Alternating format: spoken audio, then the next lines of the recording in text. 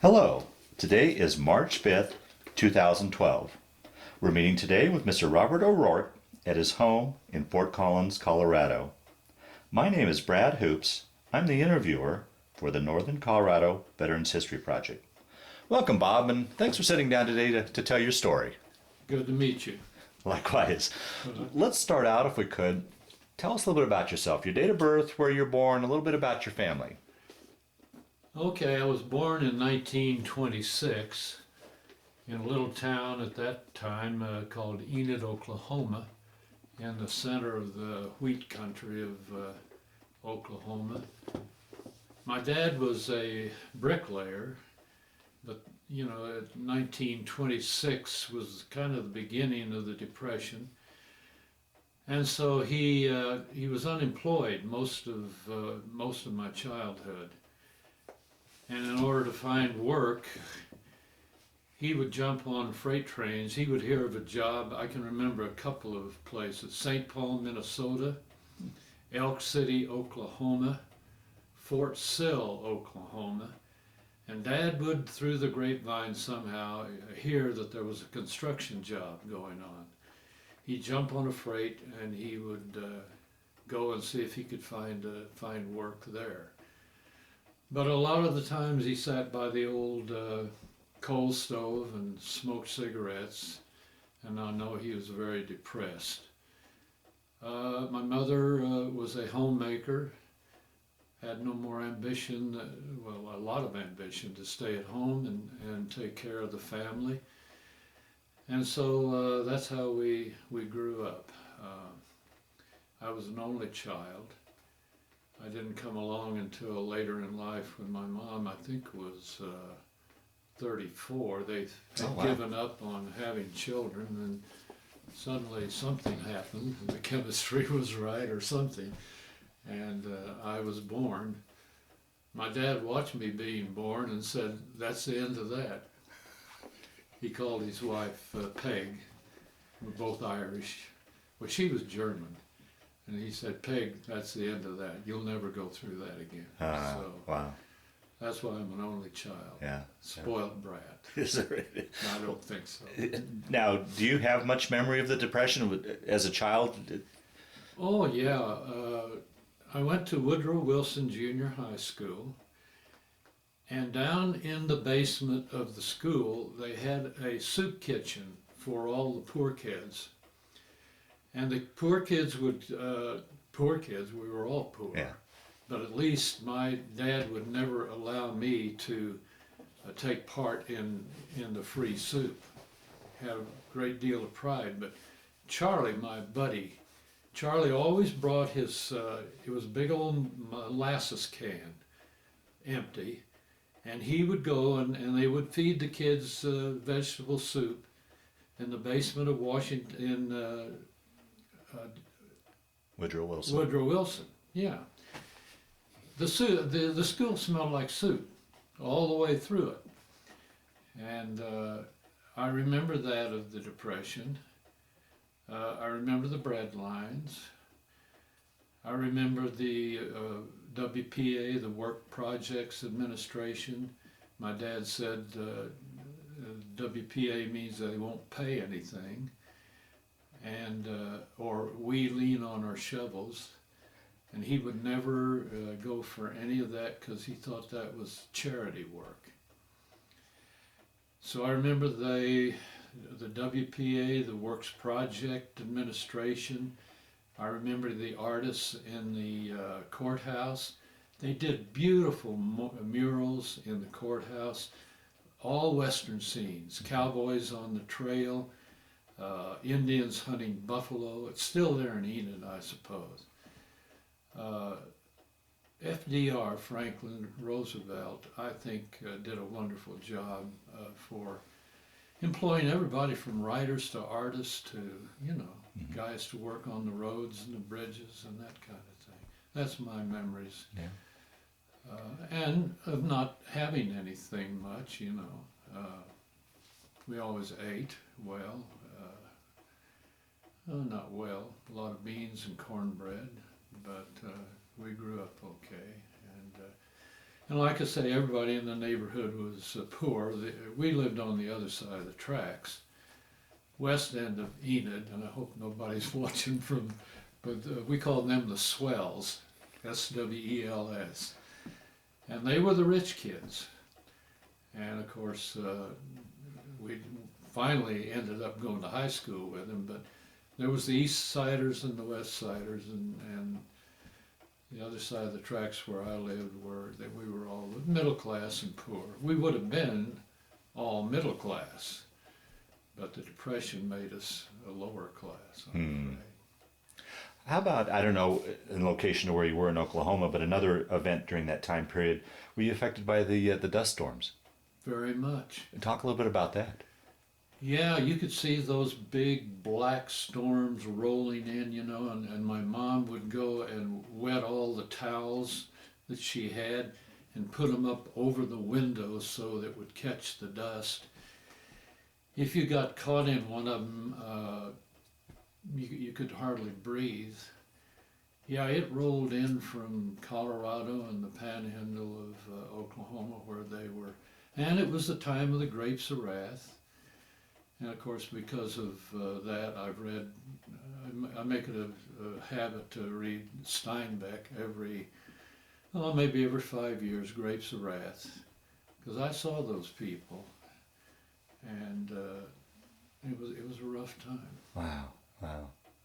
So you went through the school system there, and what year did you graduate from high school? 1944. Okay. So then actually, let's back up then. Do you remember where you were and what you were thinking when you heard about Pearl Harbor? I used to go out, we had a little hangar, airplane hangar, and the mechanic out there, they were Piper Cubs, and I think Cessna was another small plane. And if I would go out and sweep the hangar, he would take me up in airplanes that he'd worked on for a flight. So I was doing that day, and I had taken a flight in a Piper Club, and I got down and I had to hitchhike home. And a guy picked me up and he had the radio on, and bang, it was Pearl Harbor. The Japs had bombed Pearl Harbor. Yeah, and that's how I remember it. I don't know how, I must have been Probably maybe a freshman or something. I was, well, yeah, teenager, Yeah. I suppose, yeah. Yeah. So then you graduated in 44. Take your story from there. Were you then, did you enlist in the service or get drafted? Or I guess take your story from Okay. graduation.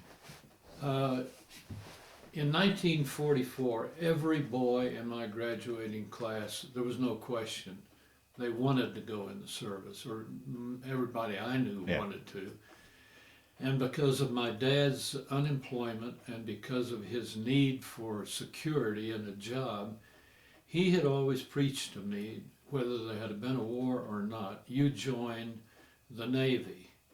Huh. You get 3 square meals a day, you get a paycheck coming in. So I would have joined the Navy had there been a war or not.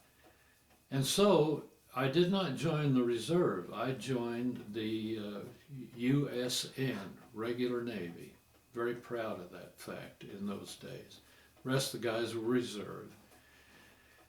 But I fully intended to be a 20-year man in the Navy. So I signed up. I was 17, just this side of 18. And you signed up for when you were 17, you got out when you were 21. And so I was regular Navy during that period. And then how long thereafter you signed up did you ship off for boot camp then?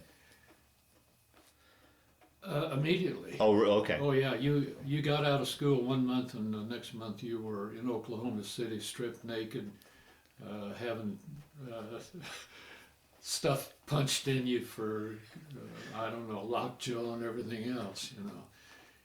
Yeah, you wandered around that big room, you know, in your birthday suit, and you were interviewed, and all kinds of health things, you know, from vision on, down, literally on down. They checked everything. Yeah, a month later I was in Oklahoma City, boarded a train and off to San Diego. And how was that? I imagine, like many of your generation, growing up, you didn't travel too far away from home, and you're around family. Now this is probably the first time away from home. Was there a tinge of homesickness or anything along those lines? Yeah, there was. The departing was very, I didn't know it then, but the word would be traumatic. Mm-hmm. My mother, by this time my father had died in an automobile accident. My mother was a widow. Oh, geez. And I was madly in love, I won't say her last name, with Ruth Ann, a good Irish girl. And we both left at the bus station in Enid, catching a train out of Oklahoma City. And my buddy and I, by coincidence, he joined the same time I did for a minority cruise too. So we went into the same time, and we were mustered out at the same time. But yeah, I remember the bus station there in Enid, and the goodbyes. They were pretty sad. But on the other hand, man, we were all patriotic. We were what Marines call gung ho, and we were going to serve our country, and we were going to do the right thing. Mm-hmm. So that kind of overpowered the homesickness. I don't ever remember getting too homesick. Boot camp was, I suppose I had days in boot camp when, you wish you could be back in the old hometown with people you knew and everything. And how was that as far as the transition going from civilian life into military life? Was that much of a transition for you? For me, it wasn't much. The main thing that got most of the guys was the strenuous physical stuff we had to go through. Crawling over nets into what would have been a ship, cargo nets. I couldn't think of the word. Crawling under barbed wire, the firing range, all that. I had a year before, in the summers, worked on the railroad on a section gang. I was in top physical condition, and I did all that stuff except jumping off a 20-foot tower into the water.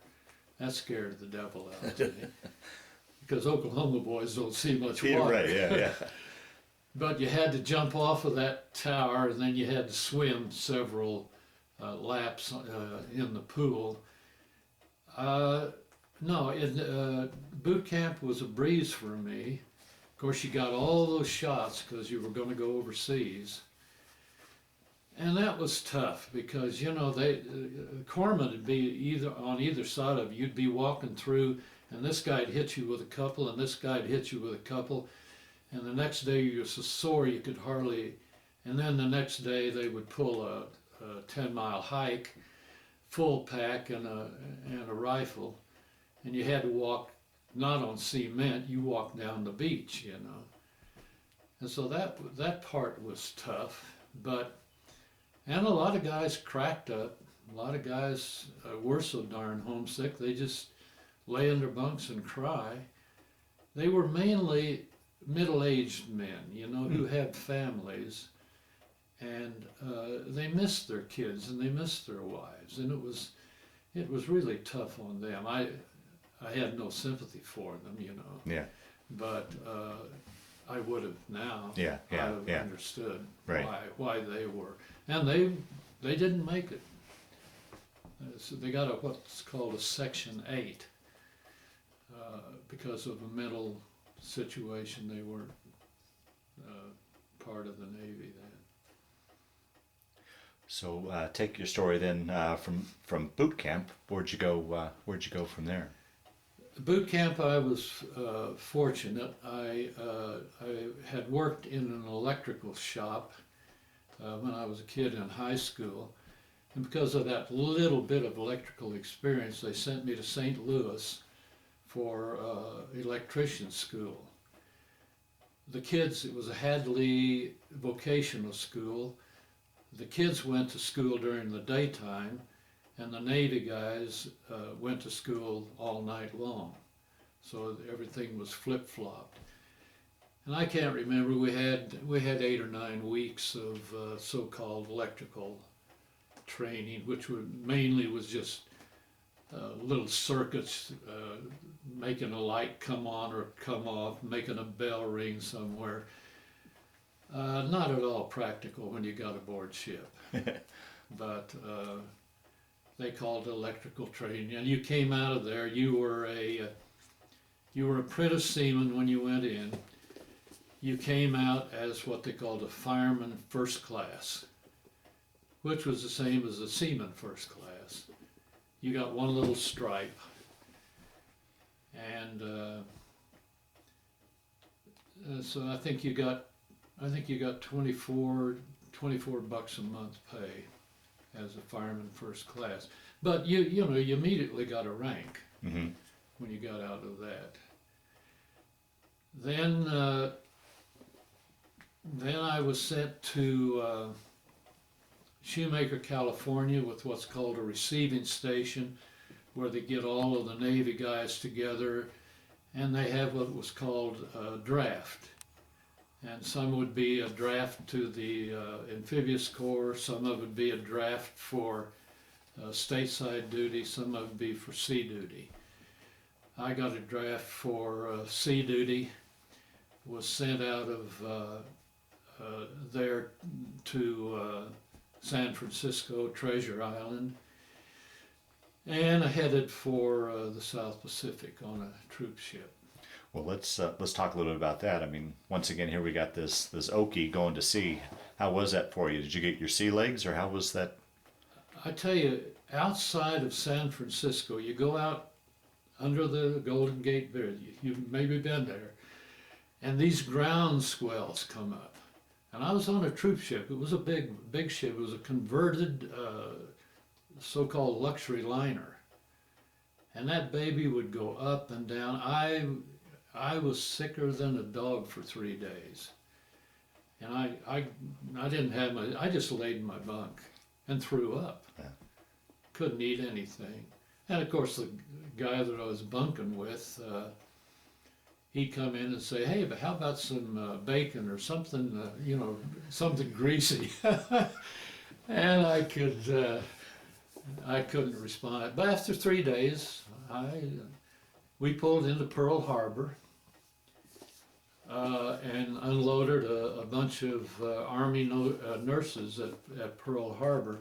The interesting thing about the shipping out, that's the most lonely. You talk about loneliness, homesickness. You put that sea bag over your shoulder and you walk up that gangplank literally into the unknown. Yeah, You don't know where you're going, or what geez. you're going to do. And your mom doesn't know back home what's going to happen to you. But anyway, we pulled out almost immediately when we pulled out from the this San Francisco bridge. Tokyo Rose came on the radio, and we could, they'd let us hear the radio transmissions. And she said, "We know that the USS Matsonia has pulled out of port in San Francisco. We're going to blow it out of the water before it gets to Pearl Harbor. We know where you're going." Well, immediately then, Oh, geez. we spent every night above, from below, we went up, put our what we called Mae Wests on. Mm-hmm. If you remember Mae West, she was a rather bosomly woman. And of course these big old life jackets were like that. We called them Mae West. And we spent every night on the decks of the ship. And immediately we picked up destroyer escorts. They're smaller than a destroyer. Now, were you alone, or were you in a convoy with other ships? Or? Well, no, we were alone. Oh, boy. I don't know how many. There were thousands of men on that ship. I I'm going to look that up, Brad, because I don't remember. But the destroyer escorts, I think we had 3. And of course, immediately we began zigzagging. Mm-hmm. And we had these destroyer escorts all around us with what we called tin cans, depth charges. And had we run into a sub, they would have dropped it and hopefully saved us from a torpedo. Got into Pearl Harbor, unloaded the nurses, and then took off for New Guinea. MacArthur was beginning his island hopping, and New Guinea was one of the first places that was secured. And then I don't know the other islands. I think it was in the Solomons and in the Marshalls.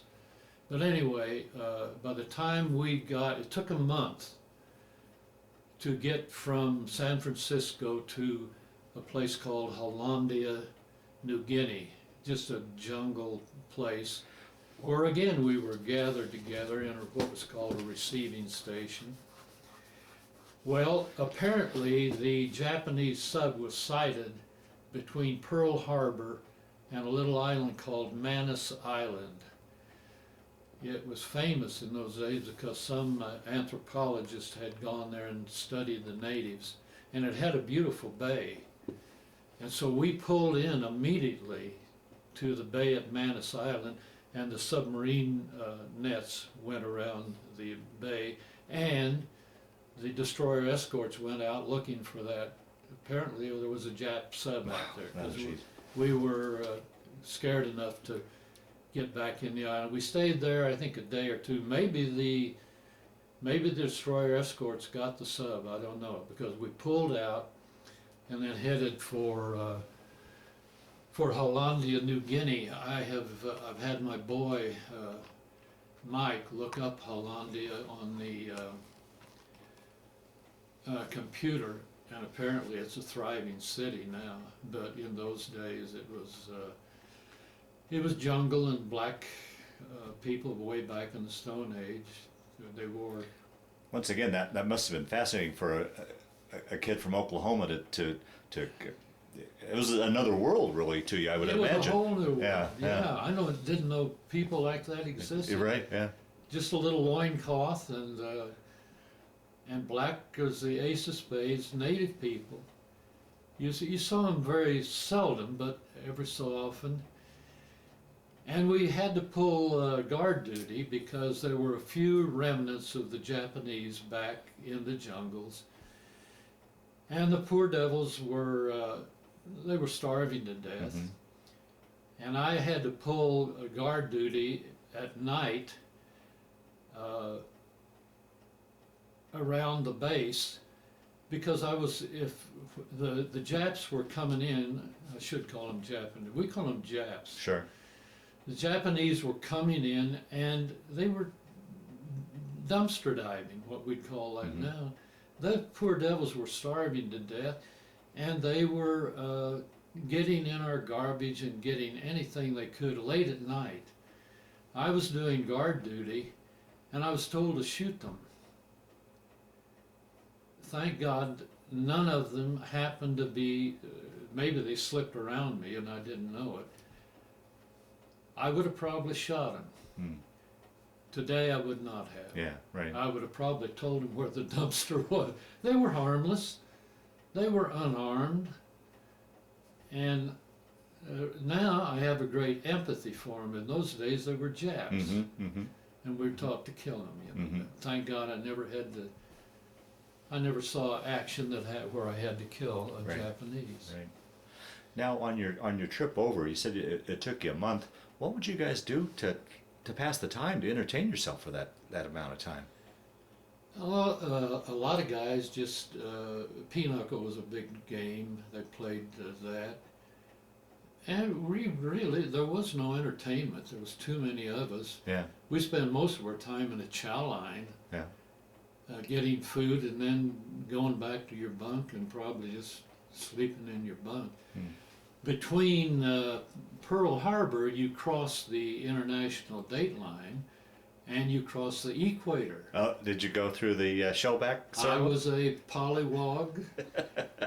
And Talk a little bit about that ceremony for those that aren't now aware that's of it. probably one of the most humorous things, although it wasn't much fun. They took the garbage from the chow hall, from the galley, and they threw the garbage, slime, potato peelings, eggshells, everything.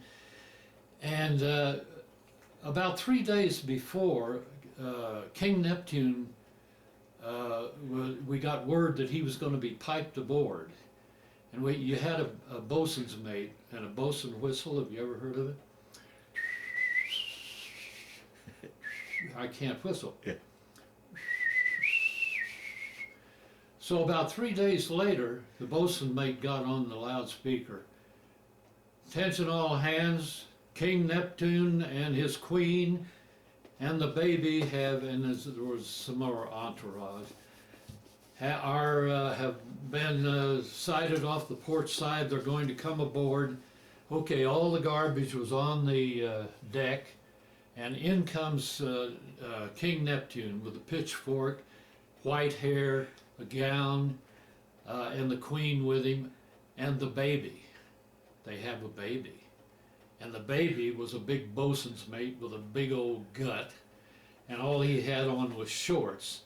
And he took his place beside the king and queen, and the pollywogs got down into the garbage and wiggled their way up to the baby, and the baby was all greased with oil and gunk, and you had to kiss the baby on the belly. And then you became what you knew the word, the shellfish. You were no longer a pollywog. And I got certificates to show that I'm duly certified. Dateline was nothing. But that's an old Navy tradition. Yeah, oh, I sure. bet they do it today. Yeah. Yeah. Mm-hmm. And those guys that have never crossed that equator, they get the works.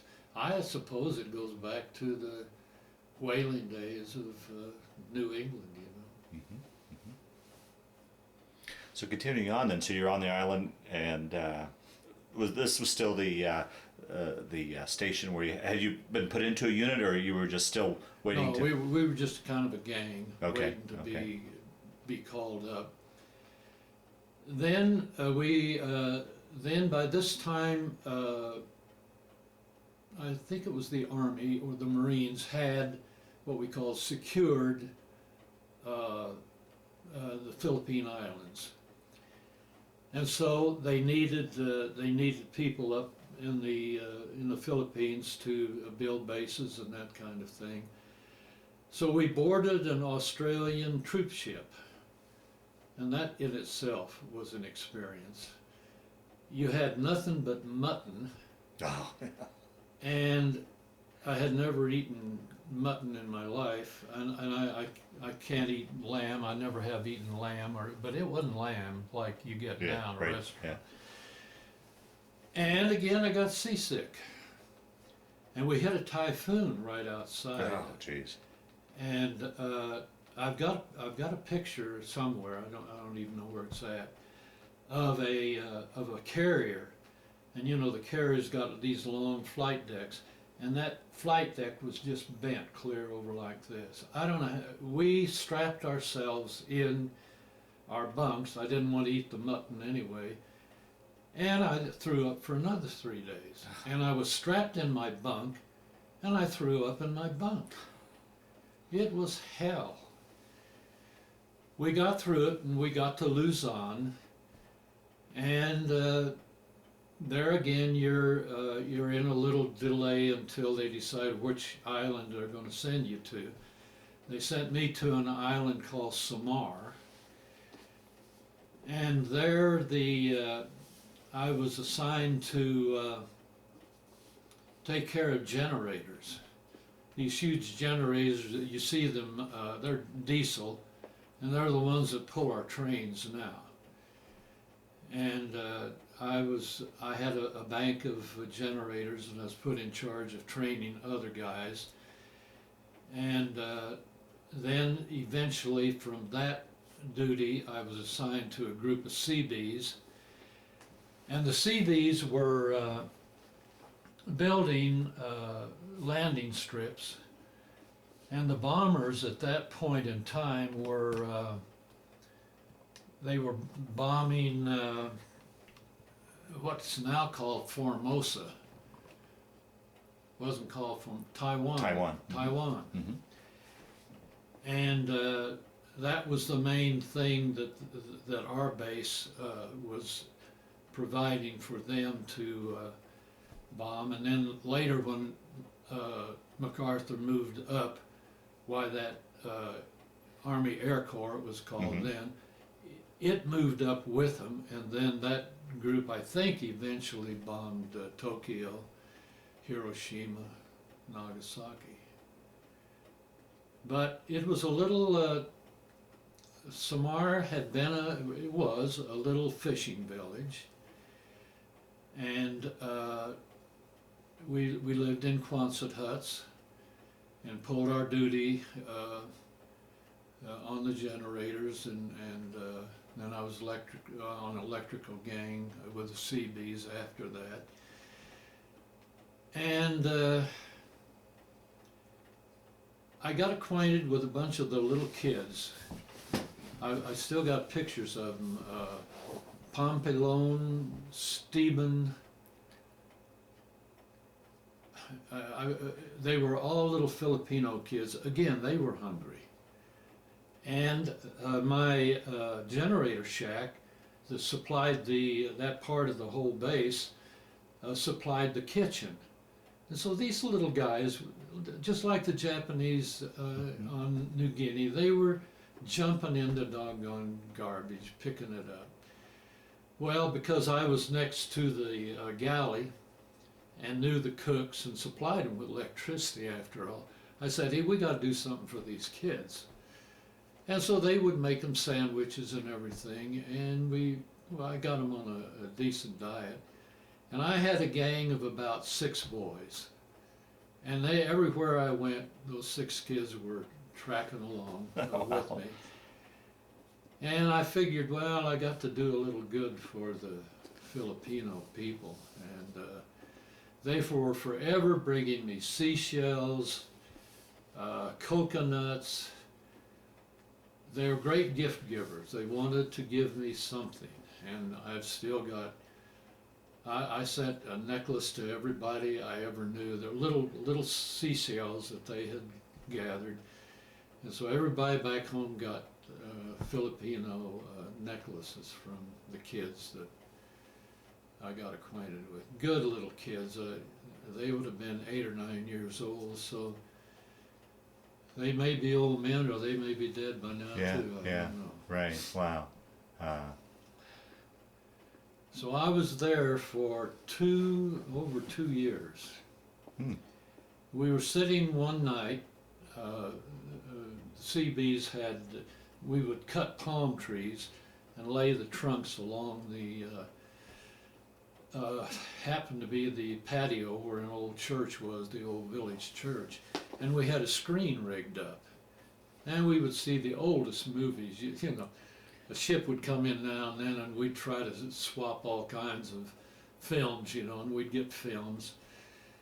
And so one night, happened to be a signalman, and I were sitting together, and these bombers would always come in at night after having bombed Formosa. And of course, they would put their landing lights on, and the signalman looked up that night. They were coming in, and their landing lights were going blink, blink, blink, dash, blink, blink, blink, dash. He said, that's V for, is that for victory? Oh. The war had been over in Europe. And these guys had picked it up on their radios. We were out in the middle of nowhere. We didn't know what was going on in the war anywhere. Wow. And so, they landed, and sure enough, it was verified. Victory in Europe. I'll be darned. And that's how we learned that the war was beginning to be over. Yeah. And everybody was very happy about that Yeah. phase of it being over. But the Japanese were still, there were still sea battles in the offing, and the homeland to defend and everything. Well, along those lines of communications, being isolated like that, talk a little bit about how it was communicating back home with your mom and your girlfriend, and how talk about how that transpired or didn't. That was really good. I was at night between pulling duty, why I had time to write letters, and my mom was very faithful. I've got stacks of letters that I sent her, and she's got every one of them, and I've only gone through them once, but when I'm in a reminiscing mood, of course I didn't tell her everything that was going on. And you couldn't too, because weren't your letters pretty much? Yeah, well, it was ripped to shreds sometimes. And they didn't black them out. They just took scissors and cut out a whole paragraph or a whole sentence. It looked like lace by the time we got home. The way I told her I was on the island of Samar was my dad always went by R.S. O'Rourke. And so the first letter I wrote to Mrs. Sam O'Rourke, hoping eventually she'd pick up Samar. And then the next letter I would write to Mrs. A.R. O'Rourke. And I don't know, we went through that for a while. Of course, who knows where Samar is? Yeah. People don't even know today. You're right, yeah, sure. But she got the map and she found out I was on Samar. And I also wrote so that she would know where Samar was. There was a series that I went through where I wrote Mrs. P. O'Rourke, from Philippines, and then the next time it'd be Mrs. P.I. O'Rourke. And, finally she put Samar, Philippine Islands. I'll be darned. And she knew where I was. Well, now when she wrote, she could say, "You must be in the Philippine Islands. Tell me yes or no in your next letter in the first paragraph." Well, her stuff wasn't censored. Okay. So I said, "Yeah, Mom, you got it right." Wow. Yeah. And how long would that take? I mean, in today's age of email and instant messages and computers, it'd take weeks and weeks. Yeah. And what would happen? You'd get 9 or 10 letters all at once at mail call. And mail call was the big thing, man, to get your name called out.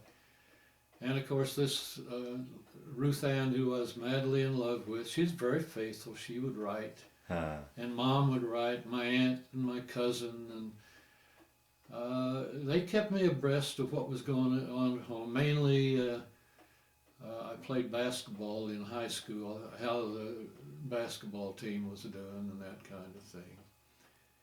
So that was the only news, but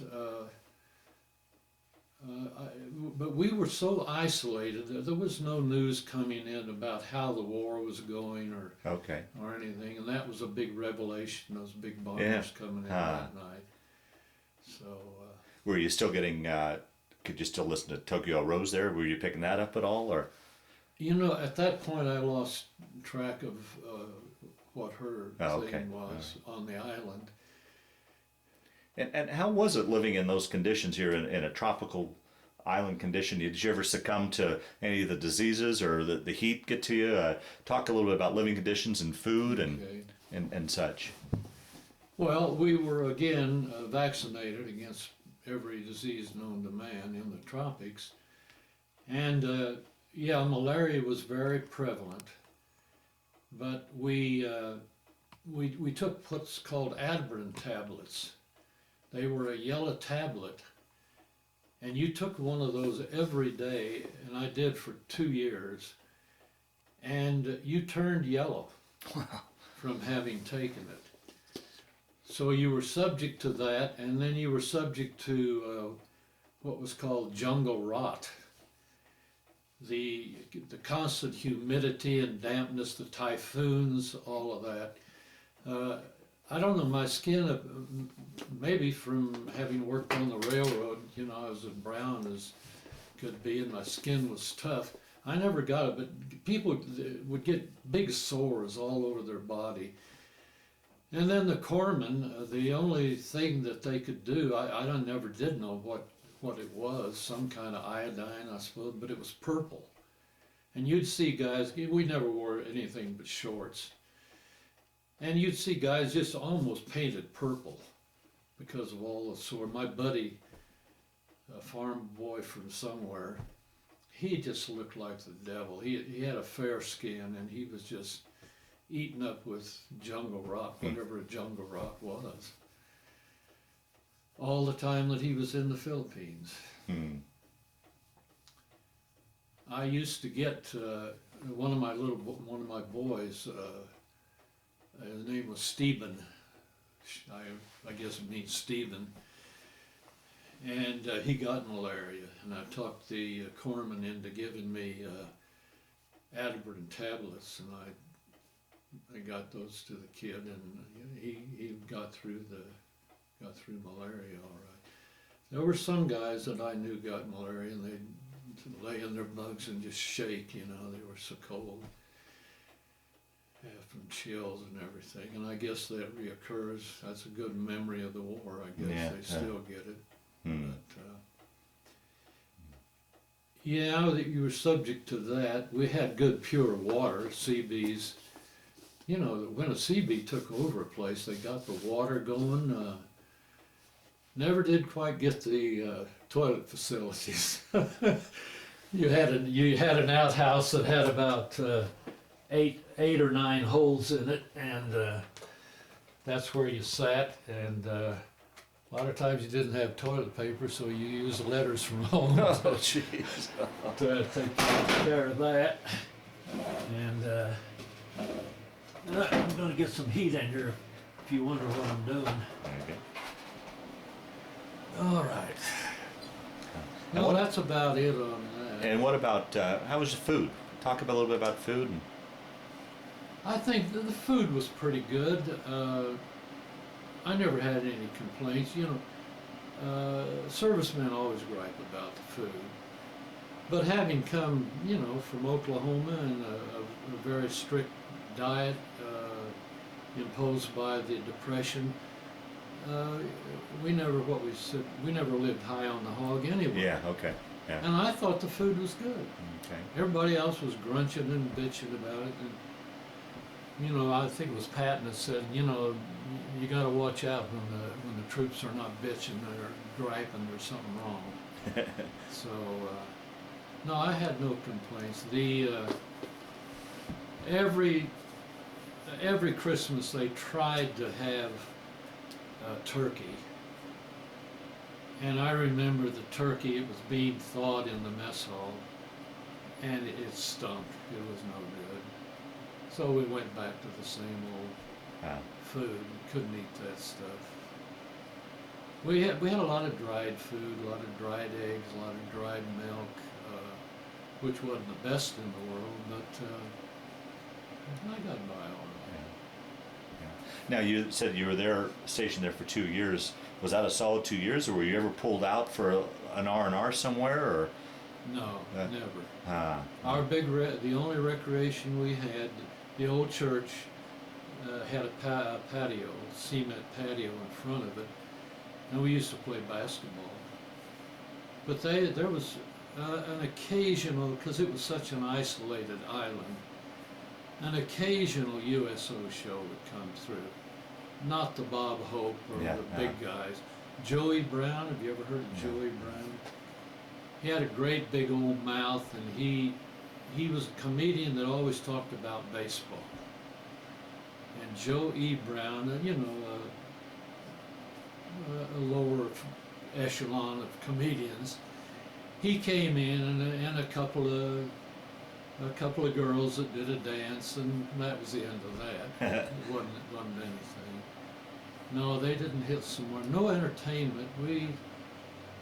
A lot of the guys gambled. Uh, there was some girls on the island went into business, of course. When we put, that was, if you've ever read Michener's South Pacific, it was Shangri-La when we first went in. Not a lot of troops. We were a small group of guys. Mm-hmm. The women only wore skirts. Their bosoms were bare. Hmm. Kids never wore a stitch of clothes till they got to be 8 or 9 years old. They ran around naked all the time. And with the bunch of guys that I was with, well, the word was horny. Yeah. They weren't horny. And the women for a long time, they would go down to the stream that ran around the perimeter of the base. They would get in the stream and they'd wash their clothes. The last thing they did was take off their skirt and wash their skirt. And when we took a shower, the showers were out in the open, and we were buck naked, and the women had walked by us, and there was no remarks. Yeah. Yeah. Until later. And then when the other troops began coming in, then they began to cover up, and there began to be prostitution and remarks back and forth. Mm-hmm, mm-hmm. And well, I hate to say it, but I can identify, we weren't really an army of occupation, we were an army of freedom, really. Right, yeah. But when we went in, it was V for Victory Joe, V for Victory Joe. I'm going to use a little profanity now. It's okay. 2 years later when we left, and the whole thing, and the war was over, when we left on a truck to get sea duty, it was, fuck you, Joe. Fuck Really? you. They hated us. Wow. So don't tell me the Afghans and the Iraqis don't hate those guys' Yeah. guts. And you know, it was a far cry from the little kids and the rapport we had with the fishermen and the village people. And by the time we left, ugly Wow. American. Wow. And part of it was because we had taken advantage of the women and that kind of thing. Maybe that shouldn't even be on there, Yeah. but it's a fact of life. Yeah, exactly. Yeah. So after you said you pulled out in that truck, was it hard to say goodbye to your gang of Oh. boys? Broke my heart. Yeah.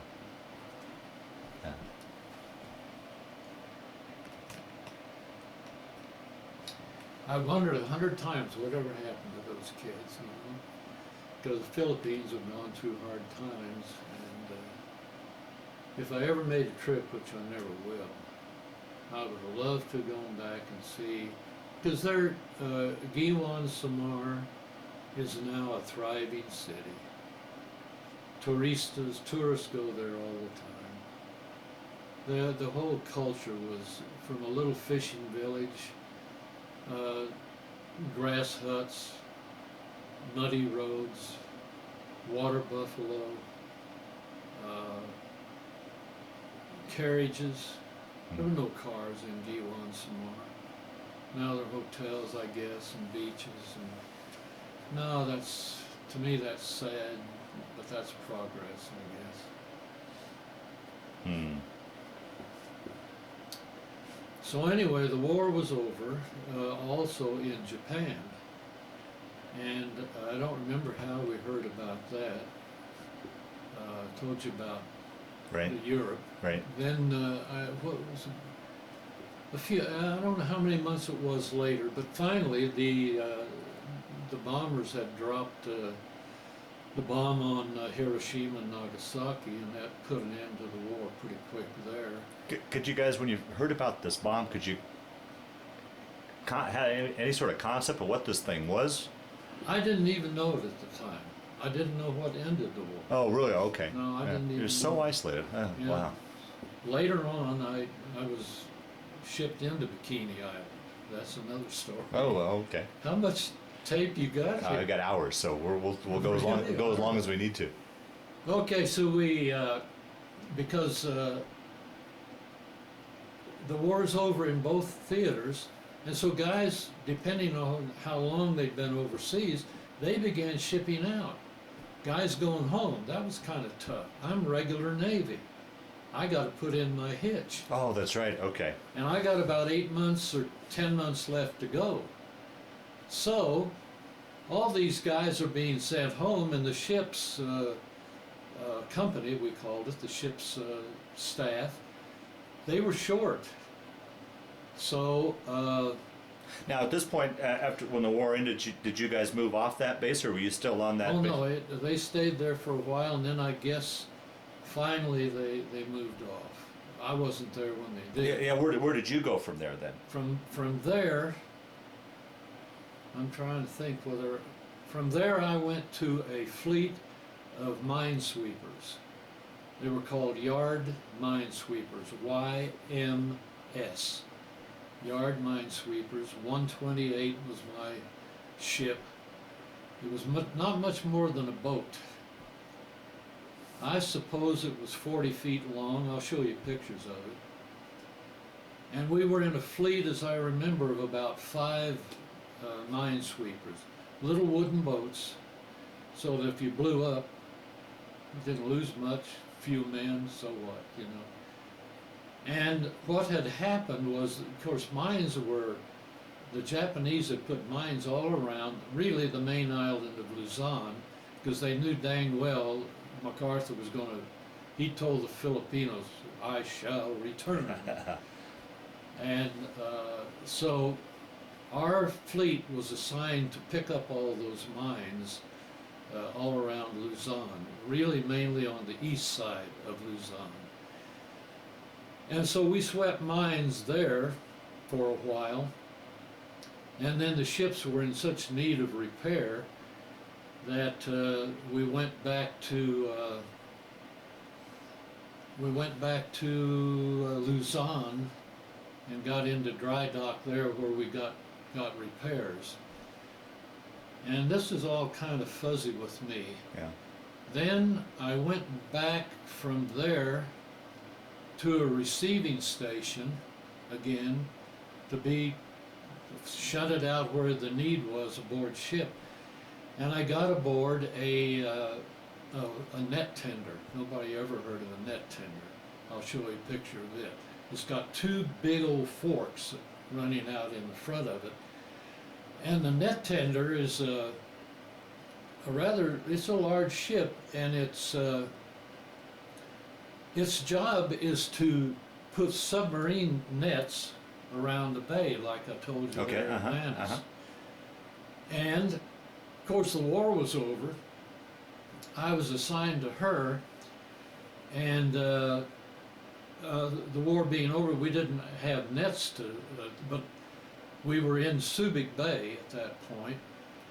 And of course typhoons would come through every so often, and ships would get beached and everything. So we acted mainly as a tugboat. Okay. Right there in the bay. And so I was assigned there. Well, you know, after 2 years and several months, even I got rotated. So I got word on the net tender that I was going to be shipped home. I hadn't had, you know, by that time I had accrued, you get 30 days regular Navy every year. I had 60 days coming.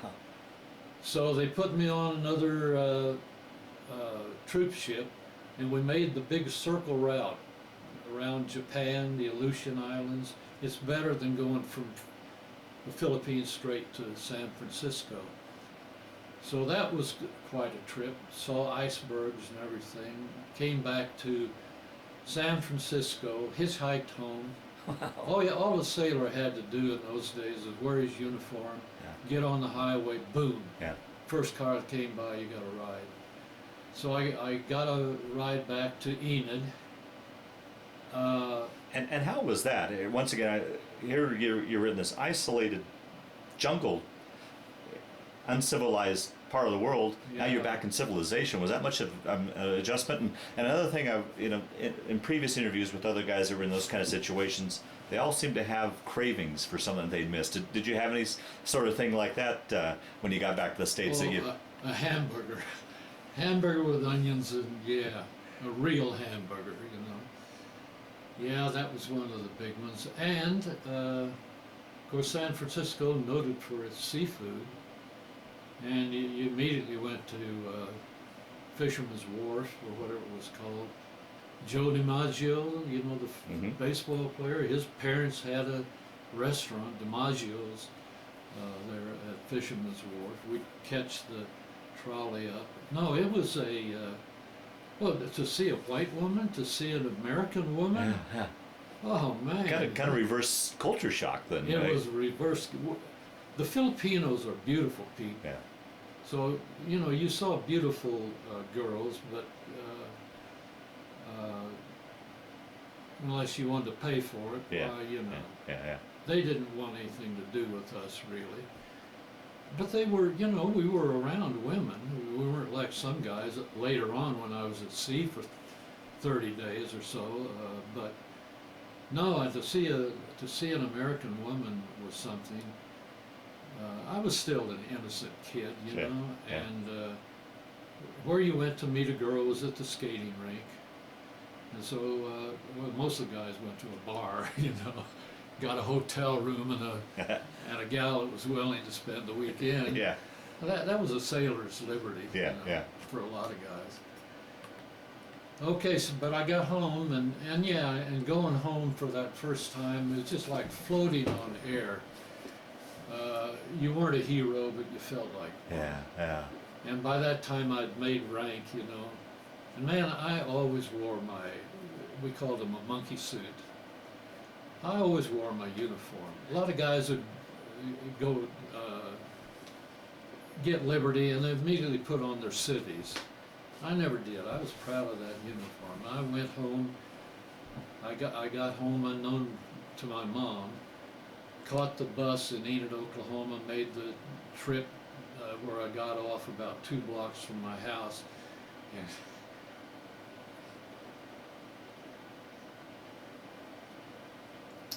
why is that so emotional? Don't worry. It was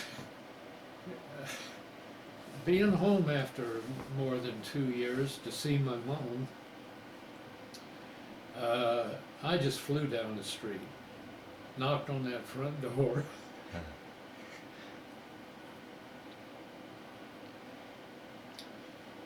And it was a real embrace.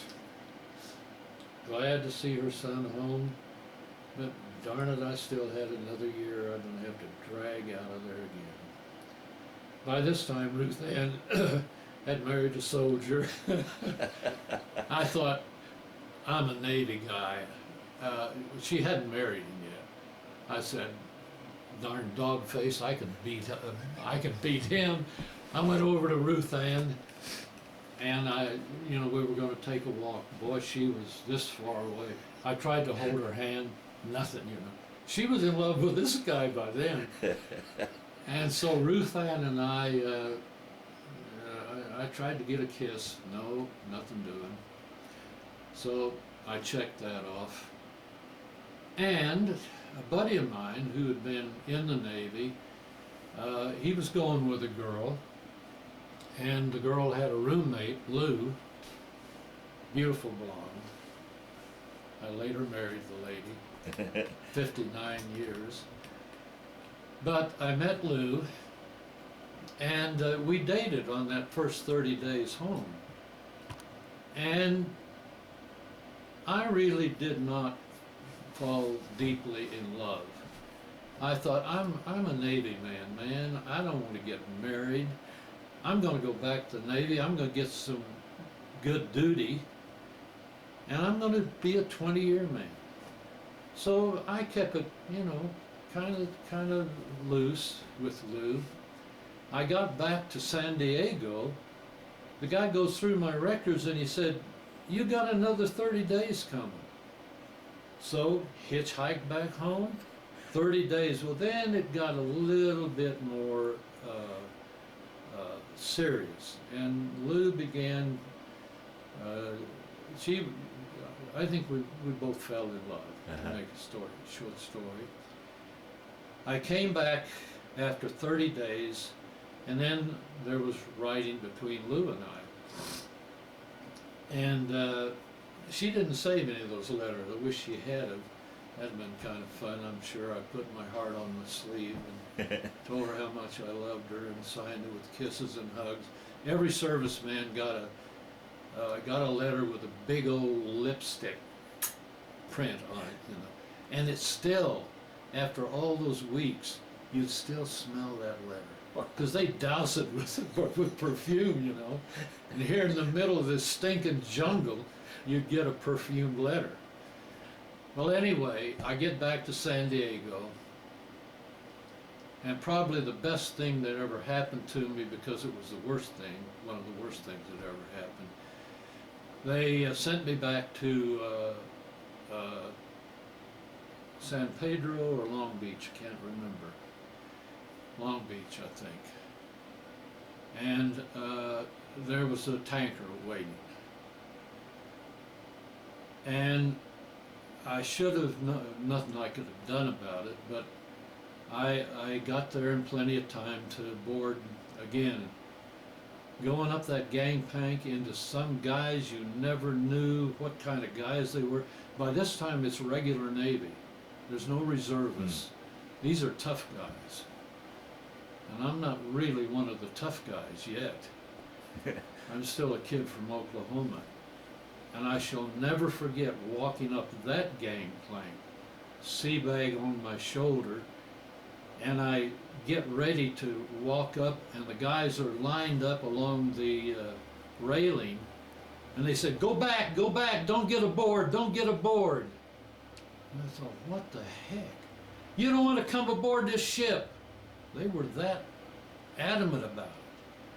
And I thought, oh my gosh. I walked up, I got my quarters, you know, a bulkhead with a bunk that goes up against the bulkhead right next to the engine room, hot, Oh, jeez. smelly, engines running all the time, and you're sleeping there on a little mattress that thick. I get aboard there, and it doesn't take me long to know what the hell's going on. The morale is horrible. They had been at Bikini and taken part in that dropping of the bomb. And they were all Navy men, and they hated the skipper, they hated the bosun's mate, and they treated him like dogs. I better not name the ship, but it was a tanker. And we had a shakedown cruise. She was in, I think it was Long Beach for repairs. And it was radioactive as the devil for being in the Bikini. I thought if I ever have children, they'll be retarded. They'll have 10 fingers or something like that. Jeez. And so I'm aboard that thing, and they're constantly sanding it down. I don't know, I guess to get rid of the radioactivity. But anyway, get aboard that sucker, and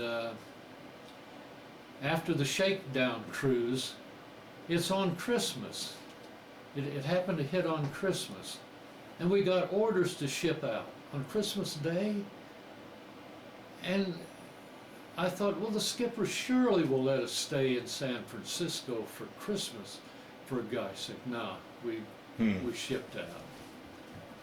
We went immediately to Kwajalein Island, Anahuac, and Bikini. It's a triangle, about 300 miles between each island. And we were on a diesel run, and this war's over, of course, and we were on a diesel run to those different islands. Bikini was uninhabited, but we went there. Anyway, that's another story. Wow.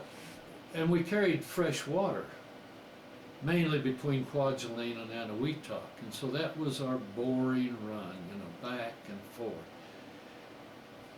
And it was such poor morale that I went to the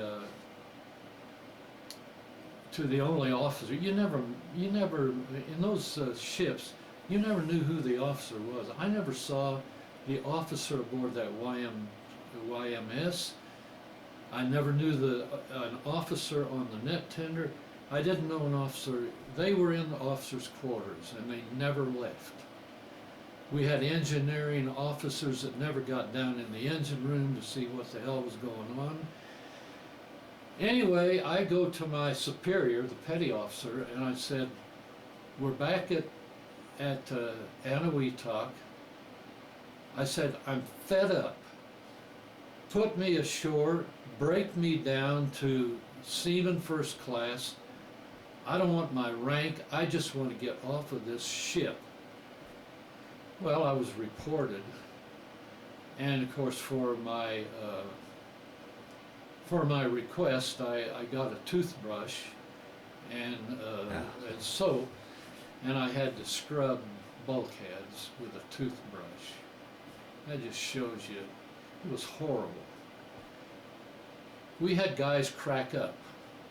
We put them ashore at Kwajalein because they were crazy. My striker, the kid that was underneath me, you know, he tried to pull a Section 8. He confided in me. He said, Bob, he was newly married in San Francisco, madly in love with this girl.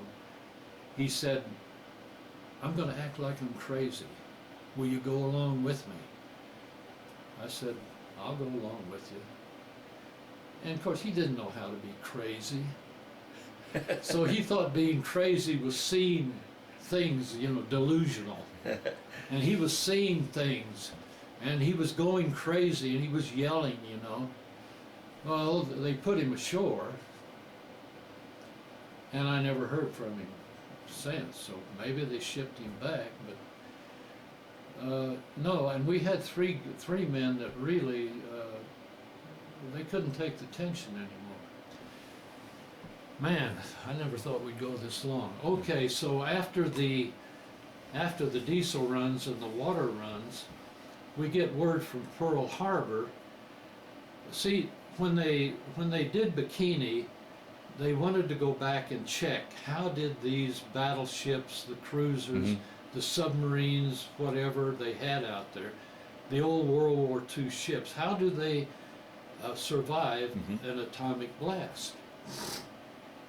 Well, Pearl Harbor says, you go back, and I can't remember the battleship.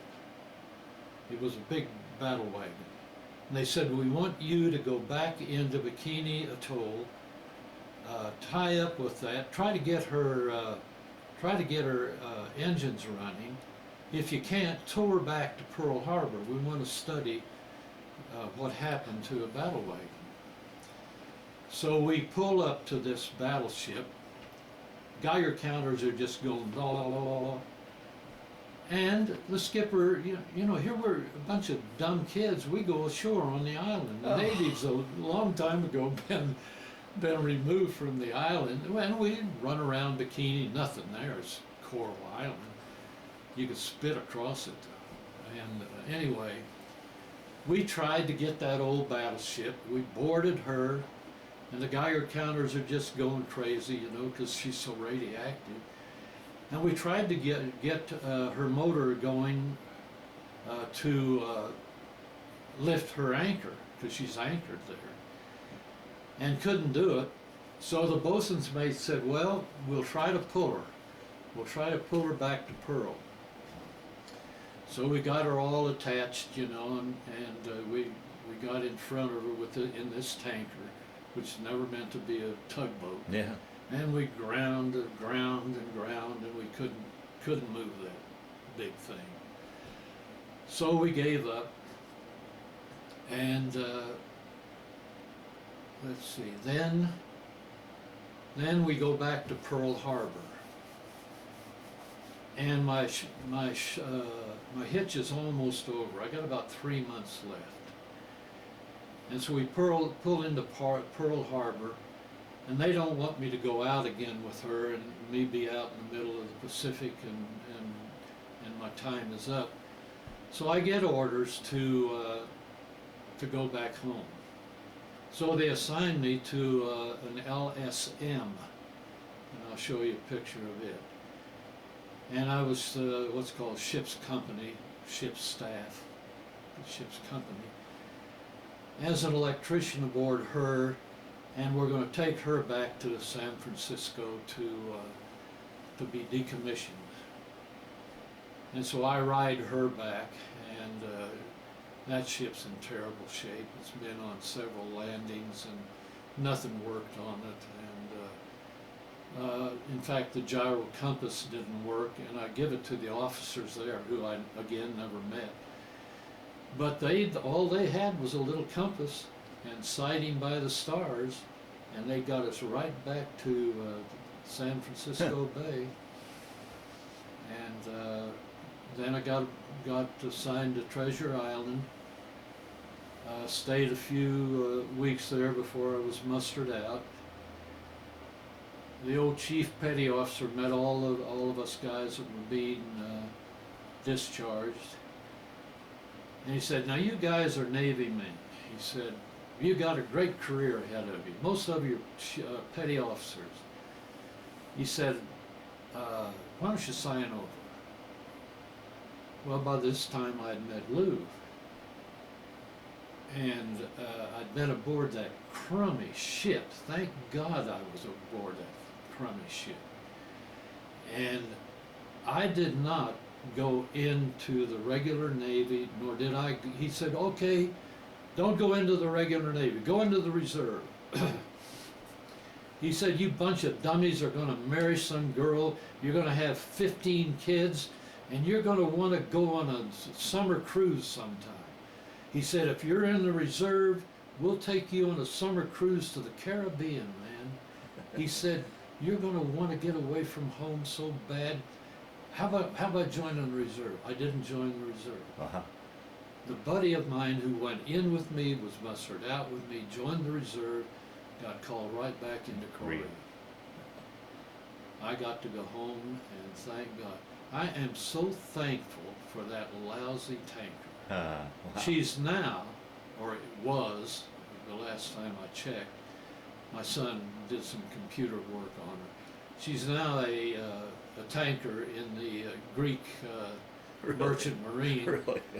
The LSM that I took back for a long time was a barge up and down the Pacific coast, hauling who knows what. Yeah.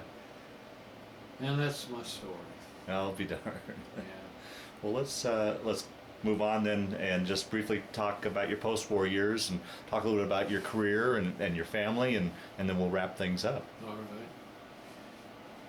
Well, you talk about you were talking about culture shock and that kind of thing. That's when I really got it. Not when I was in the Navy, but after I got out. Here I was. I thought I could be an electrician, and really the only experience I had was with the big generators. I could have been maybe an engineer on the railroad, an engineer, but I didn't know much about, residential or that kind of wiring. And the union was not taking in any apprentice. So there was a guy that was just working on his own as an electrical contractor, and I heard about him through a friend, and he said, "Yeah, I'm wiring a rodeo field with big lights." He said, "You want a job?" I said, "Yeah, I'll take anything." So he said, "Okay." He dropped me off, gave me the spikes, and told me to crawl up the wire and, make the lights up on the top of the pole, and he drives off. I put the spikes in, trying to get up that pole. I get up 5 feet and slide down 5 feet. I do that for about 10 minutes. I don't even know how to climb the pole. And so I called him, I don't know how I called him, didn't have cell phones, but Yeah. anyway, I got in touch with him. I said, I can't do this. He said, okay, you're fired. And I was fired. Here I am. There's no jobs after the war. Little town, you know how it's going with you now. And so I thought, I'm a sailor. I'm gonna go, I married too much Mark Twain. I'm gonna be a sailor, a tugboat sailor on the Mississippi River. Be a great life. Lou and I can get married, and I'll become a sailor, and you know, I'll be out of pulling barges along and getting home. And so I go to Memphis, Tennessee, and I go into the Maritime Hall there. Well, they're not hiring sailors. They're lined up, lines trying to get a boat. So I go to New Orleans. I think, well, there's a banana boat going somewhere, you know. I've always heard of banana boats. And easy to get a job as a sailor aboard that. And by this time I'm running out of money. I'm hitchhiking all the way.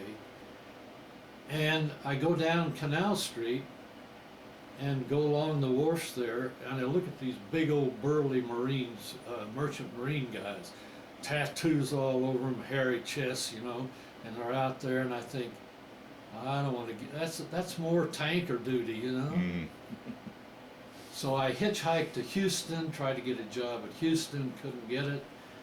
There was a oil tanker heading for Enid, Oklahoma, of all things. I hitchhike, I get a ride with him. I go home, nothing to do. A buddy of mine said, Bob, we can go to college on the GI Bill. He said they'll give us $90 a month and pay our tuition. He said, we got nothing else to do, let's go to college. So I thought, oh, what the hell, I'll go to college. And at least I'll be with Lou, you know. And so we go to college, and I fall in love with history. And then I get my degree, and I get my college thing, and I become a teacher. And I get married in the interval. And then the rest of the story is I get a job in Wichita as a teacher, and move up from there to being a counselor in Wichita. And from there I joined a group of psychiatrists in a psychiatric clinic, and they All along you're getting advanced degrees as well then? yeah, Okay. yeah. And so I'm with them for about 5 years, and then the kids really want to go to Colorado, because we'd spend every summer out here. And as it would happen, the psychiatrist, who had been in business for about 10 years, he said, Bob, I don't want to be in this business any longer. And he'd done very well. He said, I'm going to go into consulting work. He said, now you can join me if you want to. Well, I didn't want to be a consultant, and so that's when I became a school psychologist, because I had a job in Fort Collins. And I spent 22 years as a school psychologist here in Fort Collins, and that was a very good career. And I enjoyed teaching, and I enjoyed counseling very much in Wichita.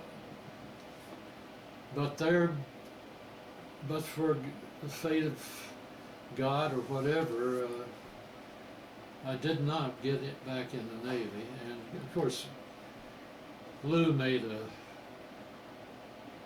a lover out of me instead of a jerk.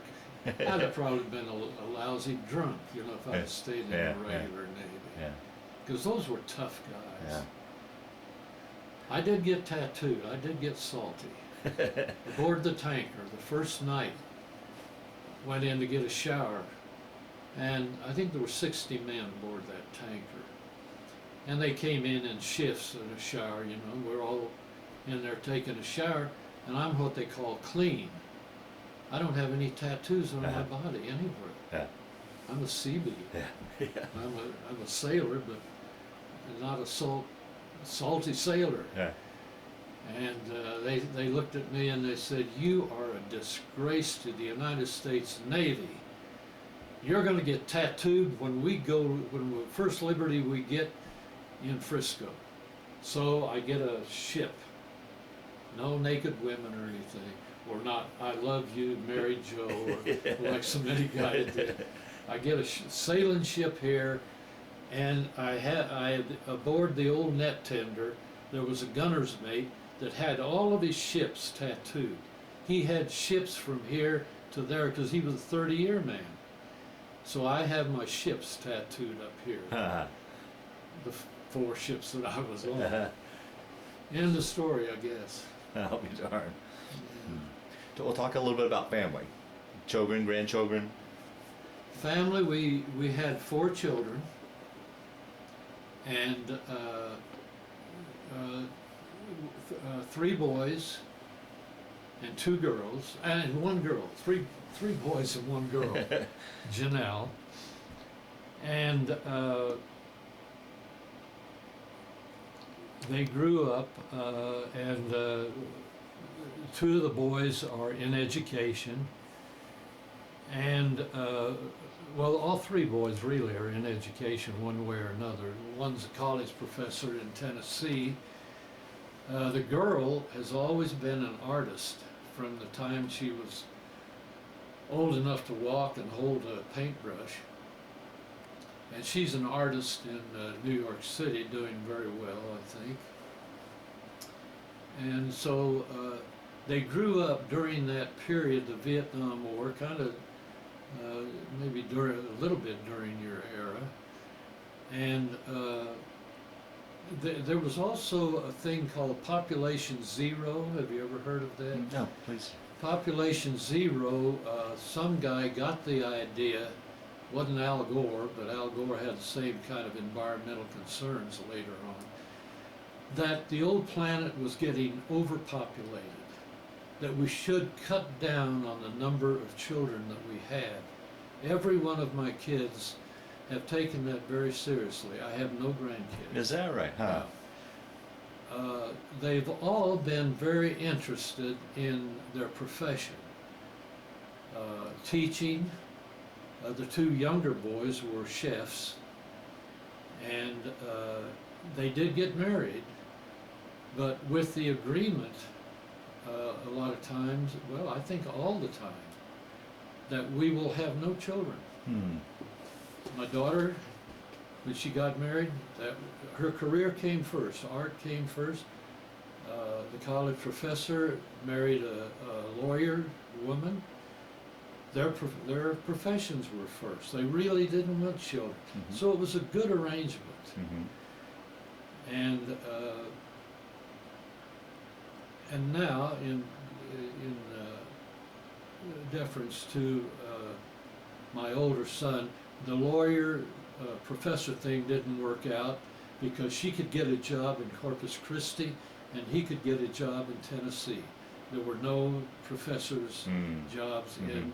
So they very amicably split. Mm-hmm. He's married another girl, a very sweet girl, who is a teacher, and he's married to her. Her name's Michelle. My daughter waited until she was older, and she married a man from Wales who happened to be in the British Army in Canada and came down to the United States after his discharge. And he's a musician, she's an artist. They've got a beautiful marriage. My son in Denver has a relationship with a nice gal, but they're not married. The son here, because of the strenuous job of being a chef, he was divorced from his wife, and so he's never remarried. And so there will be no more little O'Rourke's running around. It's the end of the line. Just as well. but for good reasons, I think. Yeah, They're, sure. they're all environmentalists, and as I told you before, 2 of them are vegetarian. Very concerned about this planet, the environment, and oil spills and pipelines and all these other things that go under the heading of progress. Yeah, right, right. I do have grandchildren, I guess you might say, and it's not the way you're going to think of it. I have sponsored 2 girls in the Philippine Islands. Now, Oh, they're wow. not my kids. Yeah, right, yeah. Through Child Fund, Oh, wow. Uh-huh. 2 little girls, and they happen to be inland from where we swept mines. Ah, So I've wondered if there could have ever been a connect. We never got ashore. I Right. think we went ashore one time, but I've wondered what their life is like. And you know, they write me letters. I could show you, not for the film, not pertinent to that, but I can show you their pictures. And I get they're little girls. I think 10 and 11 years old. I have a boy that I sponsor in North Vietnam. wow. I figured we owe those poor people something. We bombed the hell out of them. And he lives on a farm with water buffalo. I've got a boy in Sri Lanka Ah. who I have never. He's new. I haven't corresponded with him, and I've got an Indian boy in the Cherokee Nation in Oklahoma, where I'm from. Wow. Ah. Yeah, I was born on the Cherokee Strip. You know how the Oklahoma comes out into the Panhandle? Uh-huh. That's called the Cherokee Strip. Oh. And the Cherokee Indians were over in eastern Oklahoma, needed a pathway to get to hunt buffalo in Colorado. So that was the Cherokee. It was no man's land for a long time. And Enid, where I was born, is in the Cherokee Strip. They have a yearly celebration. The Indians come, have powwows. They have bands playing, marching bands, and yeah, the Cherokee Strip is quite a celebration to this day. So I wanted to, and he's new to me too, so I'll get a correspondence with him. Mm-hmm. No, that's my life now. I just wanted what left. Being 86, I probably have, 1 or 2, 3 years maybe if I'm lucky.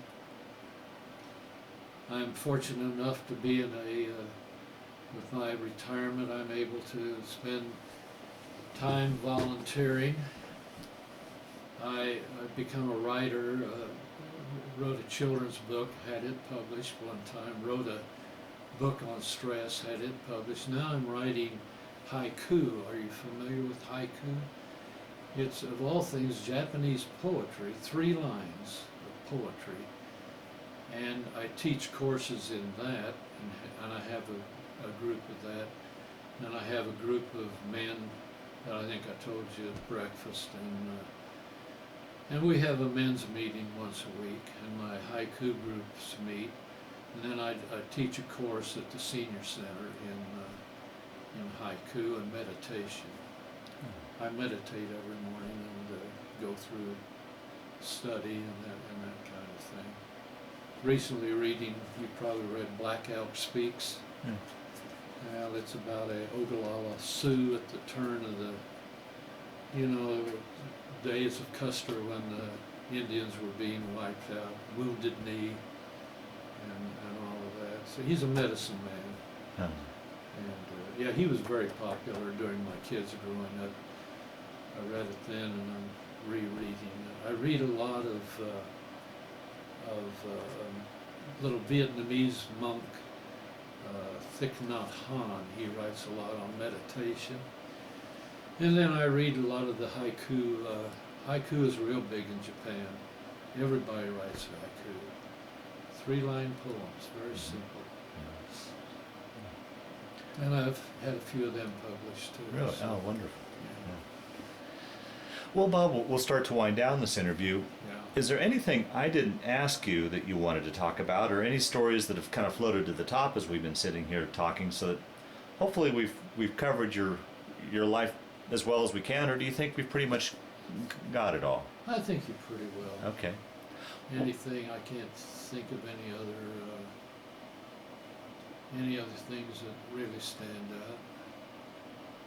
Well, the one question I always like to end these interviews on: how do you think that period of time when you were in the Navy and the war years, how did that play a part in your life? Change your life? Change a role in your life? Change your thinking?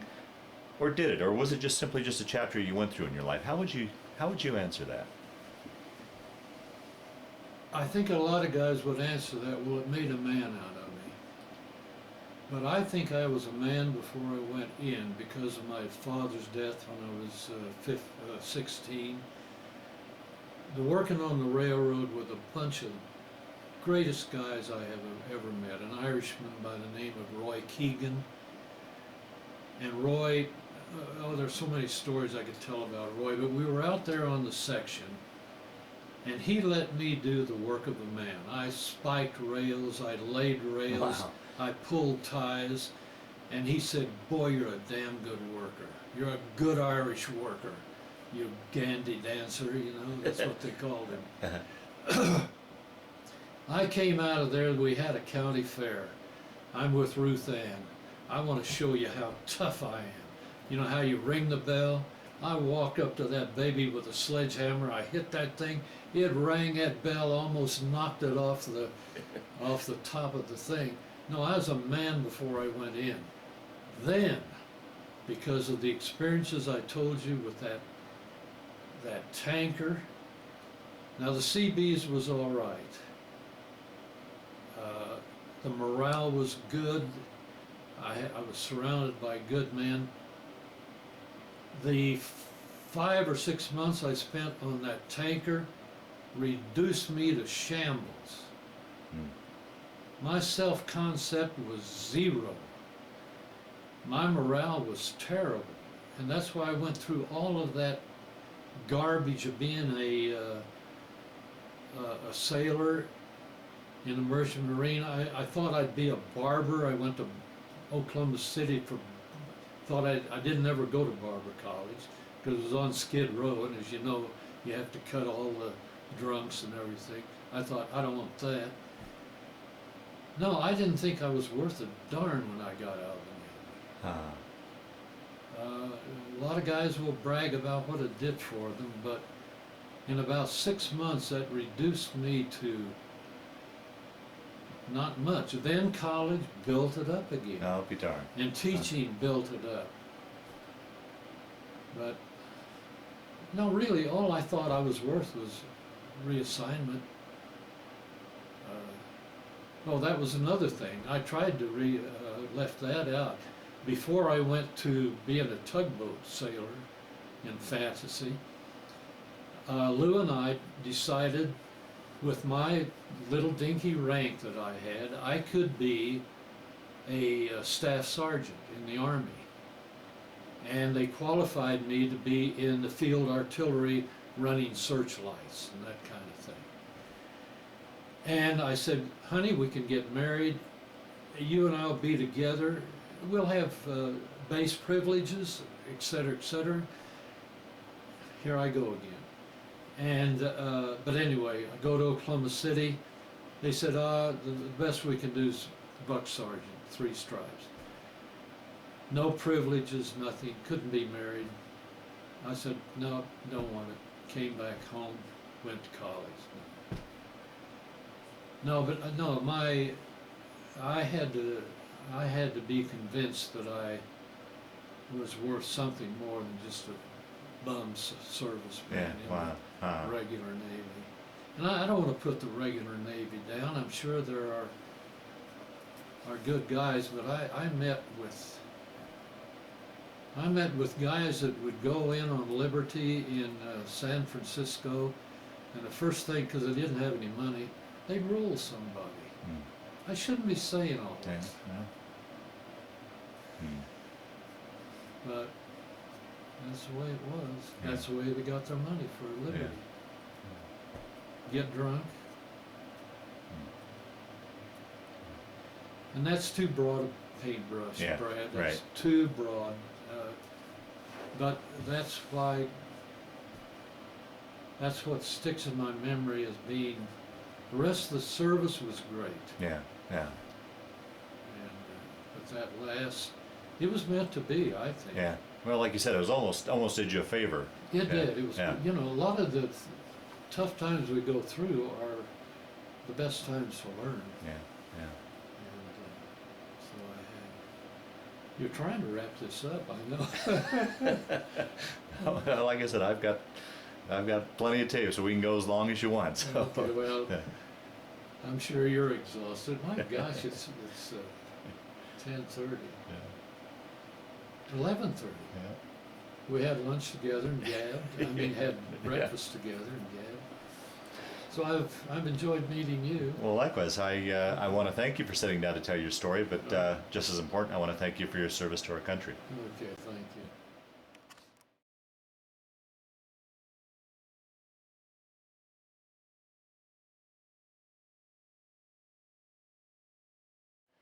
This is a picture of me as a senior in Enid High School.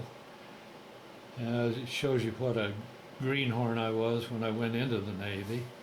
The next picture, this is a picture, I presume, after I got out of boot camp and after I got out of electrician's mate school in St. Louis. I'm probably about ready to ship out from San Francisco when we went to New Guinea that I told you about. And after the couple of years in the Philippines, because I still had time on my Navy hitch, I was assigned to a fleet, as I told you, I think it was 5 of these kinds of ships. And we went around the island of Luzon, where the Japanese, like I told you in the script, this was the little ship that we swept mines around Luzon. Now, when you swept mines, how would you disarm them, or what would you do when you came across a mine? Would you shoot them with the gun there, or how would you disarm them? Yeah, we would kind of sweep them up with a kind of a net, you might say, and then they would come to the surface, and a guy would shoot them with a .22 to detonate them. One of the fortunate things was that all around the islands of the Philippine Islands, they were mainly fishermen at that time. And a lot of the fishermen, if you can believe it, had pulled those things and somehow disarmed them. And they were using them in their fishing, which pretty, I guess anything was illegal in those days, but they'd dynamite the fish, and they'd all come. So a lot of our work was done for us. I'll be darned. Now that's a net tender, and you can see the big forks in the front there. Mm-hmm. That would lay the submarine nets across a bay, so the Japanese submarines couldn't get in. And we also pulled buoy duty. You see, she's pulling up a buoy, and we tended buoys after the war, and we also, this ship, we acted as a tugboat in the Philippines, and some of the smaller ships would be beached during a typhoon, and we would help pull them back into the bay. That's that tanker that I told you about where I had the terrible experience and decided I'd never be a sailor again. And that's it's not a good picture of her because it makes it look like a kind of a stubby, short ship. But of all the ships, she was the largest. And that was my my next to the last duty, sea duty. This is the landing craft after I got off the tanker. She was going back to San Francisco to be decommissioned. And so I rode her. I had very short duty on her during that last part of my hitch in the Navy, and so I served aboard her for a short trip from Hawaii back to San Francisco. Now, I forgot to ask you, when you served on these various ships, were you serving in an electrical capacity? Yeah, I was electrician's mate. Okay. And way over my head most of the time because, as I told you, Yeah. I had never had huge. Well, I had a generator on the Philippines, but a ship wiring was all direct hiring. Wasn't alternating current, and so I was over my head, and that did a number on me too, as far as self-concept. Sure, sure.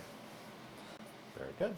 And that's a beautiful piece of paper. It's my honorable discharge from the Navy after serving a hitch. It's very dated. I doubt that they have that kind of an old steamship with a smoke blowing out of her stack, but that I'd like to see a discharge today, but that's the one that I got. And on the back of it, it's got all my various places I was assigned, and the fruit salad. We used to call those. You've seen these modern generals and admirals with all the medals and really the campaign ribbons. They're not medals, and we call them fruit salad because all the colored things. Uh-huh. I did earn 6 campaign ribbons for the time that I was in the service. And you went from, is that discharge August 1st, 47 is when you got out? Yeah, So altogether, you served 4 years, 3 years? no, a little over 3. A little over 3, Just okay. a couple months, I think, over 3. Okay. Yeah, because when in 17, it sounded like a 4-year hitch. But had I gone back in the service, they would have counted it as a 4-year toward longevity and retirement. And that was kind of another little plum they offered you. Yeah, right. So. Alrighty, very good.